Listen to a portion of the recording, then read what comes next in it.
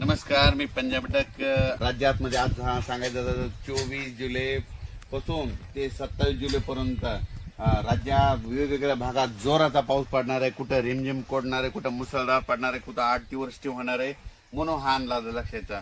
आज पूर्व विदर्भाकडे पाऊस सुरू होणार आहे. म्हणजे एकादश चालू झालेला असन 24 जुलै 25, 26 पर्यंत पूर्व विदर्भामध्ये 6 जिल्ह्यामध्ये वर्धा, नागपूर, भंडारा, गोंदिया, चंद्रपूर, यवतमाळ, वाशिम, हिंगोली, अकोला, अमरावती, बुलढाणा, इकडे नांदेड म्हणजे 24 पासून 24, 25, 26, 27 तारखेपर्यंत या पूर्व विदर्भामध्ये काही ठिकाणी मोठा पाऊस, कुठं लहान, कुठं रिमझिम, कुठं पाणी साचल, कुठं पेंडवालचा असा पाऊस पडणार आहे.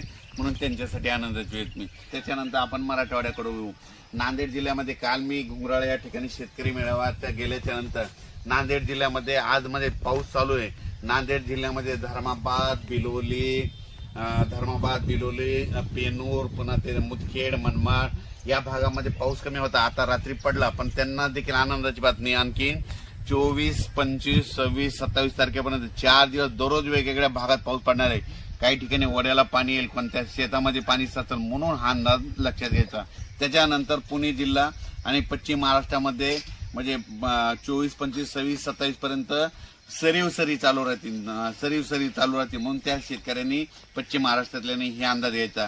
त्याच्यानंतर आता आपण ओळू सगळ्यात महत्वाचं उत्तर महाराष्ट्र. उत्तर महाराष्ट्रामध्ये धुळे जिल्हा, नंदुरबार जिल्हा, इकडं लासूर, इकडं जळगाव, पारोळा, यावल या भागामध्ये काय झालं, शेतकऱ्याचे फोन आले, आमच्याकडे पाऊस नाही, जवळपास 15-20 दिवस झालं, काही भागात पडायला आणि काही भाग सुटलेला आहे. तर त्यांच्यासाठी त्या आपलं धुळे जिल्हा, जळगाव जिल्हा, नंदुरबार, 40गाव या तालुका या भागातल्या शेतकऱ्याला सांगतो की आज 24 तारखेला म्हणजे बऱ्याच ठिकाणी पाऊस सुरू होईल.